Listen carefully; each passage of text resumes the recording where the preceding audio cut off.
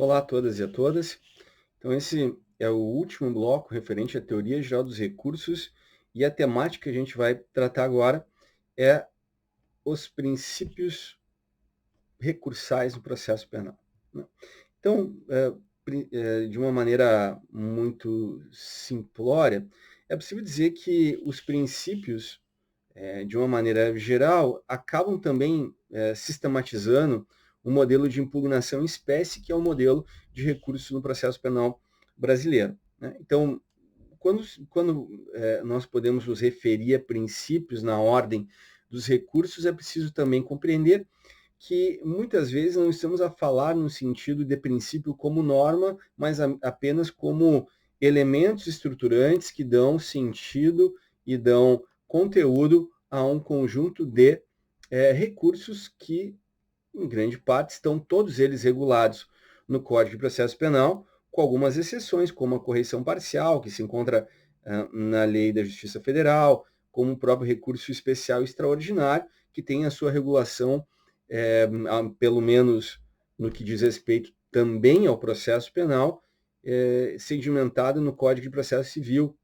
Então, nem todos os recursos estão previstos no Código de Processo Penal. Porém, é importante dizer que uma das expressões mais significativas dos recursos é aquela que diz respeito à taxatividade, né? Na grande parte dos sistemas processuais penais vigentes ocidentais, os recursos têm que estar previstos em lei, e aqui a gente há uma própria derivação do artigo 493, parágrafo 4º. Então, a ideia de taxatividade significa dizer previsão legal do recurso. Embora o Código de Processo Penal, como eu havia dito, não trate de maneira vigente do recurso especial e extraordinário, eles são integrados por um conjunto de leis, né, em especial o Código de Processo Civil e também a Constituição, que define o âmbito de aplicabilidade desses recursos. A segunda orientação principiológica dentro do processo penal brasileiro é o que se chama de unirrecorribilidade. A ideia de unirrecorribilidade é aquela pela qual cada decisão comporta um único recurso por vias de impugnação. Então, a sentença deve ser impugnada com apelação, ou ainda, antes da apelação, os embargos de declaração.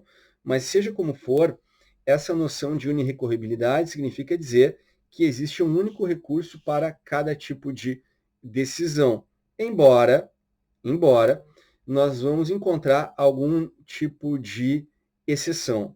A exceção das exceções é a orientação que determina que os recursos especial e extraordinários sejam impostos simultaneamente.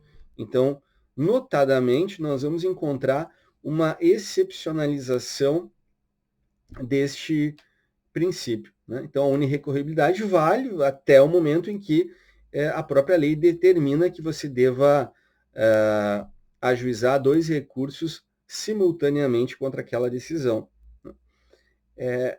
O artigo 579 do Código de Processo Penal também apresenta um terceiro ponto, que é a fungibilidade. O artigo 579 define que, como regra geral, salvo erro grosseiro, é possível admitir um recurso por outro, né? Claro, aí a ideia de erro grosseiro é que suscita algum tipo de interpretação, mas considera um exemplo de erro grosseiro você usar um recurso especial, um recurso extraordinário contra uma sentença de primeiro grau, né? Ou contra uma decisão de apelação, você fizer um recurso, atacar um acórdão com um recurso em sentido estrito, que são casos de completo descabimento dessas medidas impugnativas, tá bem? Então, a ideia geral é que você errar o nome do recurso, desde que ele seja interposto no mesmo prazo, não é óbvio se é o seu conhecimento. Então, trocar recurso em sentido estrito por apelação não traria problema quanto ao conhecimento e admissibilidade do recurso. Agora, é evidente que quando você usa um recurso equivocado e isso implica em ganho temporal, então você usa a apelação ou usa um recurso especial ao invés da apelação, nós vamos perceber que há um ganho de tempo de 15 dias. O prazo do recurso especial extraordinário é muito maior do que o da apelação. Portanto, salvo duas hipóteses, a de erro grosseiro e a de obtenção de vantagem com a interposição do recurso errado, é admissível que você possa equivocar-se quanto ao nome, né, do recurso. Chamemos isso de fungibilidade. Quarto princípio instrumental dos recursos, a noção de contraditório. Então, o contraditório, de regra, ele se efetiva com a utilização de razões e contrarrazões, que servem também no mesmo espaço de primeiro grau com os memoriais ou debates orais. As mesmas funções aqui devem ser respeitadas, e as razões e contrarrazões vão oferecer a dialética processual. É interessante notar aqui o âmbito de aplicação da súmula 707 do STF, que determina a possibilidade de contrarrazões a quem sequer ainda é réu no processo. Mais bem explicado. A súmula 717 ela trata do caso de uma denúncia que é rejeitada, ou pode ser de uma queixa-crime. A denúncia rejeitada gera o recurso, a possibilidade de uso ou do manejo do recurso em sentido estrito pelo acusador. Então, contra a decisão de não recebimento da denúncia, cabe o recurso em sentido estrito.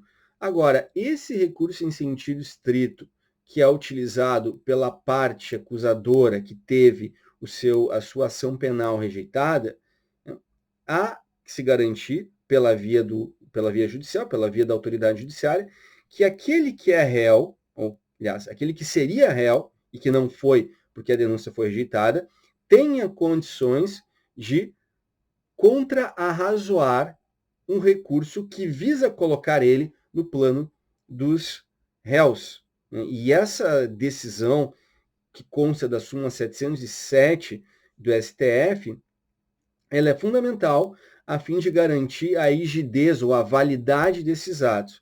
Se, porventura, o tribunal conhecer desse recurso sem que tenha sido oferecido o direito ao potencial réu para contrarrazoar o recurso do acusador, trata-se de uma decisão nula, conforme a súmula 707 do STF. Há uma segunda, há um quinto princípio aplicável aos recursos que se chama disponibilidade. A disponibilidade significa que, de uma maneira geral, a parte pode desistir do recurso. Então, isso se aplica sempre para réus e para querelantes. Na ação penal privada não há problema algum em o querelante desistir ou renunciar ao recurso. A defesa também pode fazê-lo desde que de maneira unânime, ou seja, a desistência ou renúncia a recursos deve ser garantida através da manifestação expressa do réu e do seu defensor. Se um deles não estiver de acordo com a renúncia ou a desistência do recurso, o recurso deve ser examinado. Essa disponibilidade também não afeta o plano do recurso ministerial. O Ministério Público, por aquilo que dispõe o artigo 576 do CPP, também não pode desistir do recurso por ele interposto. Uma vez que o Ministério Público recorra, ele é livre para optar ou não pelo oferecimento do recurso. O que ele não pode fazer é simplesmente oferecer o recurso e lá pelas tantas desistir dele. É o mesmo preceito que afeta a ação penal. O Ministério Público não pode desistir da ação penal por ele proposta. É o artigo 42 do Código Penal, de Processo Penal. Nesse sentido, aqui, o que visa garantir é o princípio da indisponibilidade. Se a indisponibilidade afeta a ação penal, afetaria também o próprio recurso. Algumas questões devem se fazer notar, especialmente no pós-pacote anticrime. Evidentemente que se é possível um acordo de não persecução penal, é também possível um acordo de não persecução penal sobre, inclusive, processos que estão em andamento, que é, por exemplo, uma questão que foi recentemente decidida pelo Tribunal Regional Federal da 4ª Região, que o acordo de não persecução penal, como se trata de lei mais benéfica ao acusado, pode ser oferecido mesmo em relação aos processos em andamento e que se encontram em fase recursal, desde, claro, que o acusado preencha os benefícios, os pressupostos que se encontram previstos no artigo 28A do Código de Processo Penal brasileiro. Então, nesse ponto, eu também abrangeria aqui as hipóteses de colaboração premiada. É possível que uma colaboração premiada tenha sido firmada após uma sentença de primeiro grau. Claro que, nesse caso, muito provavelmente os benefícios concedidos ao colaborador vão ser menores, mas, ao mesmo passo, não é vedado pela lei. Então, é possível que a colaboração seja firmada também pós-sentença de primeiro grau. E o Ministério Público, inclusive, pode desistir de um recurso que ele havia interposto, postulando, por exemplo, o incremento da pena. Não há nenhum óbice quanto a isso. Portanto, assim como o princípio da indisponibilidade da ação penal e do próprio regime da ação penal pública, da obrigatoriedade, acabaram sendo afetados pelos espaços consensuais que foram encampados no pós-pacote anticrime. Claro que não foi só o projeto anticrime, a própria lei do crime organizado já tratava da colaboração premiada e a jurisprudência foi assentando que era possível as partes desistirem de recursos. Agora, com esse espaço consensual cada vez maior, tanto a afetação do princípio da obrigatoriedade da ação penal, o exemplo mais claro é o acordo de não persecução penal, como, por outro lado, também o recurso que acaba afetando um caso de primeiro grau, no qual, aliás, nem primeiro grau pode ser, nada impede que um acordo seja celebrado em fase de recurso especial extraordinário e haja a desistência de um desses dois recursos em prol de um acordo de colaboração premiada, um acordo de não persecução penal para esses processos que estão em andamento logo após a entrada em vigor do pacote anticrime, tá bem? Bom, há um sexto princípio ordinário de recurso, que é o princípio da irrecorribilidade das decisões interlocutórias. Ou seja, a regra básica é que não cabem ou não existem recursos próprios para decisões interlocutórias no processo penal brasileiro. As decisões interlocutórias passíveis ou sujeitas à recorribilidade estão previstas e taxadas no artigo 581 do CPP, que é a previsão normativa para o recurso em sentido estrito. Então, no processo penal brasileiro, o recurso previsto legalmente para atacar decisões interlocutórias é o recurso em sentido estrito. A interpretação, hoje unânime, que tanto a doutrina quanto a jurisprudência brasileiras dão ao recurso em sentido estrito é a de sua mais absoluta taxatividade, o que equivale a dizer que não cabem recursos fora das grelhas estritas dos incisos que estatuem as hipóteses de recorribilidade em sentido estrito. Agora, apesar de nós termos as decisões interlocutórias abrangidas pelo recurso em sentido estrito, existem algumas decisões que caem fora desta gama e que não são impugnáveis. Existem decisões absolutamente inimpugnáveis. São os chamados despachos de mero expediente. Os despachos de mero expediente, vistas a parte contrária da juntada de documentos de folhas tais. Você não pode dizer, não vai dar vistas porque é um documento. Veja, não há o menor sentido aqui. Designo o dia 20, eu até posso requerer ao juiz, olha, dia 20 eu não posso, já tem uma audiência marcada, né? Eu posso postular ao juiz, mas não há um recurso específico para isso, né? Nem mesmo embargo de declaração, né? O que Vossa Excelência quis dizer com dia 20, né? Ou seja, não tem cabimento. Então, os recursos eles não servem para atacar os chamados despachos de mero expediente, que, de uma maneira geral, servem para dar o andamento, né? Servem para forçar o andamento ou a tramitação do processo. Contudo, existem decisões interlocutórias que não se afeiçoam àquelas do artigo 581, mas que têm um conteúdo decisório importante. Por exemplo, um pedido de juntada de um rol extemporâneo de testemunhas, ou mesmo o nome de uma testemunha surge durante o processo, a parte postula a sua oitiva e os indeferem. Contra indeferimento de prova, cabe o quê? Não cabe recurso. Então, a decisão é irrecorrível. Mas o fato de nós termos uma decisão irrecorrível não significa dizê-la inimpugnável. Uma decisão irrecorrível não significa inimpugnável. Então, cabe, por exemplo, um mandado de segurança contra essa decisão que não acolhe o pedido de oitiva da testemunha, tomando-se por base o direito fundamental à prova.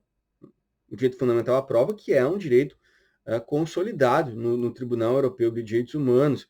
No Brasil, ele não talvez não tenha a devida importância doutrinária, não tenha sido dada a esse direito a devida importância doutrinária, mas, por exemplo, o professor mandou uma monografia já antiga do professor Antônio Magalhães Gomes Filho, chamado Direito à Prova no Processo Penal, é fundamental no sentido de dizer que cabe um mandado de segurança, existe um direito líquido e certo quanto a esta produção. Então, apesar do não cabimento de um recurso em sentido técnico e estrito, cabem a aplicação das chamadas ações impugnativas autônomas. Até mesmo o habeas corpus poderia aqui ser utilizado, mesmo que me pareça ser o mais correto, mais tecnicamente viável a adoção do mandado de segurança, porque o que está em jogo é o direito fundamental à prova. Um sétimo princípio é a pessoalidade da decisão, dos efeitos da decisão, e também a proibição da reformatio in pejus. Uma regra geral é que, por pessoalidade, significa dizer que o recurso interposto por uma das partes não vai atingir as demais. Se nós tratarmos especificamente de algumas formas de decisão, imaginemos que só um dos réus recorre na apelação e esse recurso ele é provido para considerar o fato atípico, como é que eu posso ter uma decisão que condena alguns e para outro o tribunal descreve o fato como atípico? Então, há um efeito extensivo, a possibilidade de uso de efeito extensivo dessa decisão, né, para os demais réus que não recorreram. Pode-se dizer que o efeito extensivo de uma decisão, o efeito extensivo da decisão sobre um recurso recai sobre os demais réus, sempre que não se tratar de uma questão personalíssima. Sempre que não se tratar de direito personalíssimo do recorrente, os efeitos do exame desta decisão afetam os demais réus. Então, falo aqui exclusivamente do recurso interposto pela defesa. Então, um dos réus recorre, pode-se atingir os demais, desde que não se trate de questão personalíssima. Se a acusação recorre só contra um dos réus, evidente que não pode abranger os demais, porque aqui nós teríamos um caso de reformatio in pejus. A reformatio in pejus consiste num princípio pelo qual, não havendo recurso do Ministério Público ou do querelante, do acusador em geral, a situação do réu, quando apenas ele recorre, não pode ser agravada. É um princípio que trata o réu como não suscetível de ter a sua situação jurídica piorada quando apenas ele recorre. essa é a chamada reformatio impejus indireta. Aliás, perdão, direta. A reformatio impejus indireta já consiste num outro momento. Em primeiro lugar, então, reformatio impejus indireta consiste na vedação dos tribunais de agravarem a situação jurídica do acusado quando apenas ele recorre. Quando o Ministério Público recorre, não há problema algum, porque ele está postulando justamente a reforma da decisão. A reformatio impejus indireta é aquela em que, imaginemos uma anulação, uma decretação de nulidade no processo. Então, há uma decretação de nulidade no processo e essa decretação de nulidade se deu após a sentença de primeiro grau. Então, o primeiro grau condenou o acusado a 10 anos. O tribunal anula e devolve ao juiz de primeiro grau. Esse juiz de primeiro grau agora decide condenar, mudou o juiz, não é mais o mesmo, e agora o novo juiz condena a 15 anos. Ora, o fato é que a anulação de um processo não pode, o problema da validade do processo não pode conduzir o réu a uma situação jurídica pior do que aquela em que ele estava antes. Então, essa decisão que aumentou a pena do acusado se chama reformatio impejus indireta. E a grande discussão que existe sobre ela se dá no tribunal do júri, né? No tribunal do júri, especialmente porque há a previsão de uma anulação do júri em caso de decisão dos jurados manifestamente contrária à prova dos autos. Então, uma das partes impugna a decisão, através de apelação, o tribunal dá provimento, novo julgamento. E aqui, duas correntes se deflagram em relação à questão da reformatio impejus indireta, que está ligada ao problema da soberania dos vereditos. Então, veja, se no novo caso, no primeiro caso, o tribunal do júri condenou o sujeito por homicídio simples a 10 anos de prisão. Novo júri. Novo questionário aos jurados. Nova aquisitação aos jurados. No primeiro caso que foi anulado, os jurados eles entenderam por não aplicação da qualificadora. Então lá, motivo fútil. Os jurados entenderam que não houve motivo fútil. Em atendendo-se à soberania dos vereditos, os jurados vão ser novamente quesitados sobre a proveniência ou não de uma qualificadora por motivo fútil. Agora, se esses jurados reconhecerem a qualificadora de motivo fútil, perceba que o juiz está com um problema, porque antes foram 10 anos, homicídio simples 10 anos. Homicídio qualificado, a pena base salta de 12 anos. Então, não há como observar aqui a mesma dosimetria da pena. Se nós vamos preservar o princípio de soberania dos vereditos e damos autonomia e independência aos jurados para valorarem, inclusive são novos jurados, os jurados que votaram antes, o conselho de sentença não obrigatoriamente não pode ser o mesmo, é causa de recusa de jurados. Então, o conselho de sentença é completamente novo, esse conselho de sentença ele pode reconhecer a existência da qualificadora. E o reconhecimento da existência da qualificadora obrigatoriamente eleva o patamar da pena para uma dimensão incompatível com a pena anterior. Porque antes era 10 anos e 10 anos está fora, está completamente fora da margem de possibilidade de aplicação da pena pelo juiz diante de uma qualificadora. Então, grande parte da doutrina advoga a ideia de que a reformatio impejus indireta ela não se aplica em casos nos quais o conselho de sentença deu novos contornos jurídicos ao fato. Agora, se, em primeiro caso, o réu foi condenado por homicídio qualificado a 14 anos. No segundo caso, de novo, nós temos uma qualificadora reconhecida. Essa pena aqui está limitada a 14 anos. Então, havendo espelhamento das decisões do Conselho de Sentença, então nós podemos falar de reformácio de impégios indireta, caso o juiz, no segundo julgamento, eleve injustificadamente a pena, né, além daquela prevista no caso primeiro que foi anulado, né? Então, a primeira corrente, que defende a inaplicabilidade da reformácio impégios indireta no júri, quando a aquisitação aos jurados contribui para o desenvolvimento de tipicidades completamente diferentes. No primeiro caso, no primeiro exemplo que eu dei, nós tínhamos um caso de homicídio simples e na segunda votação, no segundo júri, então nós vamos ter um homicídio qualificado, homicídio simples e qualificado.